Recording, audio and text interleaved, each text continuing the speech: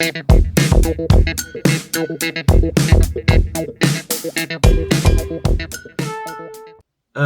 before I get this video started, I have a penny right here, and I am just going to keep it in my wallet, and that wallet is going to go safe in my back pocket, which I am going to sit on for the remainder of this video. That way, it will not cause an accident, because I live in an apartment complex, and God only knows what could happen if a major disaster happened with a ton of people inside of an apartment complex.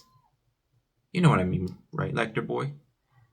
Anyways, let's get started. What is up, guys? This is Matthew Davis, me, once again. Welcome back to another movie review, aka After I Saw this time, and is going to be on Final Destination Bloodlines. This is the 6th Final Destination movie, and we haven't had another one of these in 14 years, which is actually far longer than how long it took for them to release Final Destinations 1 through 5. So 14 years later, they decided to give us another installment. So in this movie, it basically has pretty much the same storyline. And if you're familiar with the Final Destination movies, you know exactly what to expect.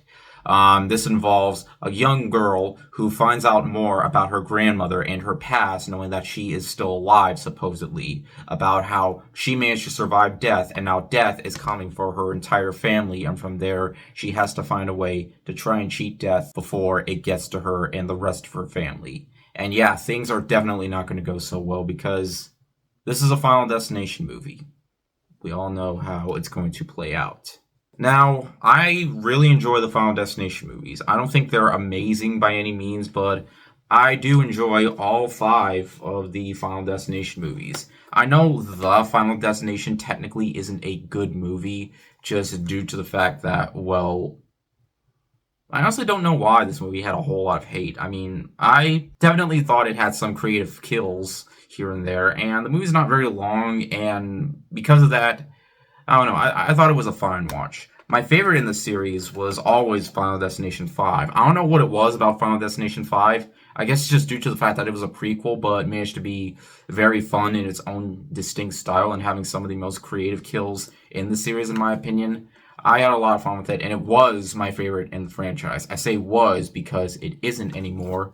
Nope, that title has been taken away by this movie. I'm going to be completely honest. I was expecting this movie to be at least decent. I didn't expect it to be great or anything like that. I just thought it was going to be a fun little film. It might suck because this is Final Destination and it's not a massively acclaimed franchise, but somehow or another, they managed to pull a Saw X on us. And what I mean by that is they managed to make a sequel to a franchise that manages to surpass almost every one of its installments in its franchise. I cannot tell you how happy I was with the end result. Final Destination Bloodlines is one of those franchise revivals that I didn't think we really needed. I don't really want it to go any further because right here, if this is truly how it ends, I wouldn't mind it.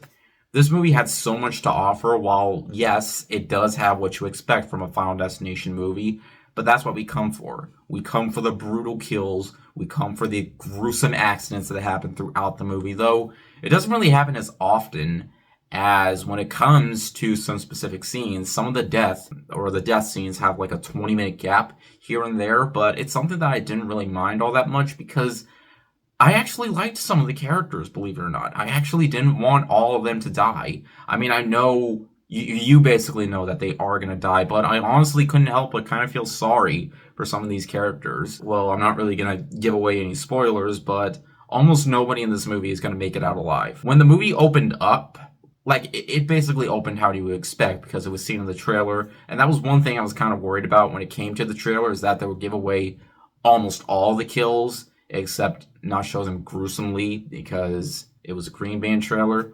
But somehow or another, there were some kills in here that weren't in the trailer that I thought they did a good job of, showing off in the movie and not in the trailer. There are also some times in the movie where they can have like some fake outs in terms of it seemed like someone is about to die, but the movie teases you, which did kind of get a little old. And the fact that some of the characters aren't really taking this whole death thing too seriously. They think it comes off as a joke at first.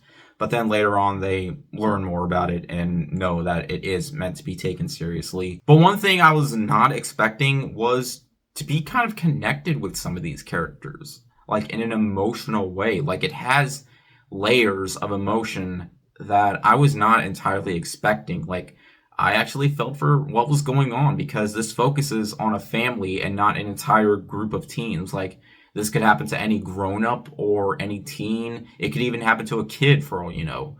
And I just felt sorry for this family and kind of wanted all of them to survive. Well, most of them anyway.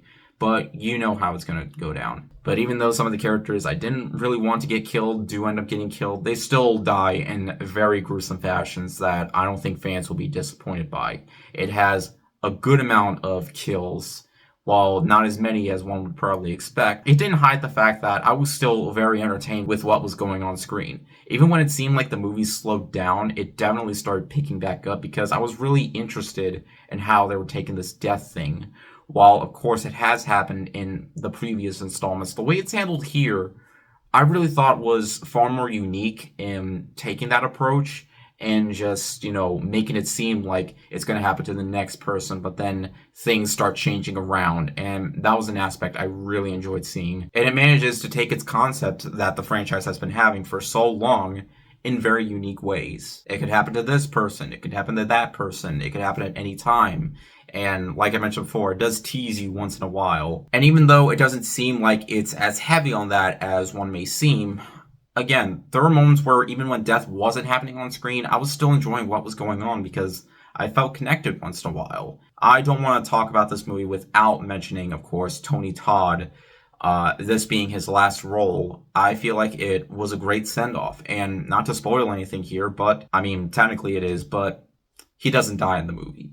We don't see him die in the movie. And I think that was a good way to pay tribute, the fact that, they're not putting his career in vain or just letting him die in vain. Or for his last movie, it seems. So yeah, I really like how they paid tribute because they did not do that at the Academy Awards when they were paying tribute to all the people that died last year, all the celebrities. So yeah, a movie like this was able to do that. So yeah, justice for Tony Todd and justice for these people for paying tribute to him because it was a great send-off.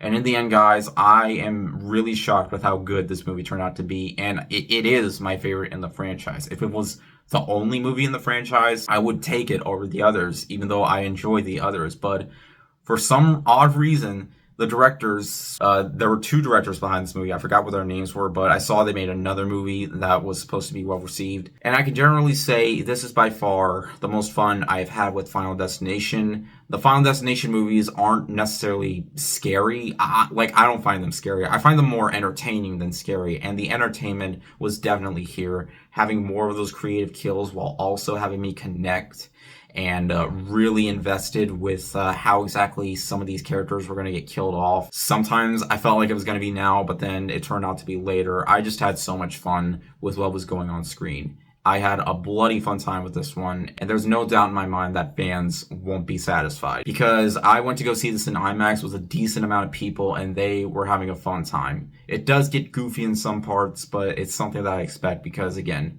these movies, they're far more fun than scary in my eyes, but hey. And it has some fun callbacks to some of the previous movies. Not always throwing it out in your face, but nonetheless, there were still some really fun references that, fans of the previous installments will definitely see coming.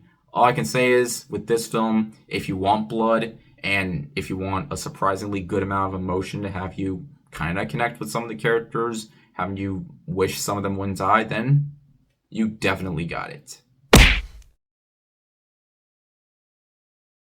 Definitely one of the best horror movies to come out this year, no doubt. If you love this franchise, then go out and see it.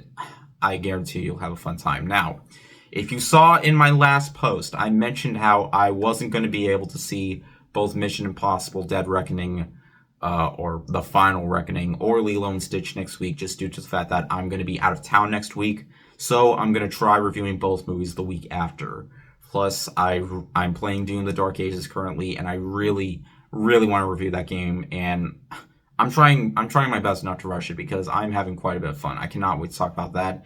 And of course, the next episode of The Last of Us. So I have quite a lot of stuff or videos on my plate for me to bring out to you guys, but it's gonna be, I don't know, it's gonna be quite tough, but I'll try to see what I can do. But thank you guys for your patience, even though, you know, obviously I haven't gotten to that yet, but hopefully you guys will be patient enough, especially since I'm telling you right now. But anyways, thank you guys so much for watching. If you enjoyed the video, make sure to like and maybe subscribe for more. You can also follow me on Twitter or Instagram or maybe Blue Sky. Give me a follow if you can. Links are in the description. And yeah, I'll see you guys later. Word out.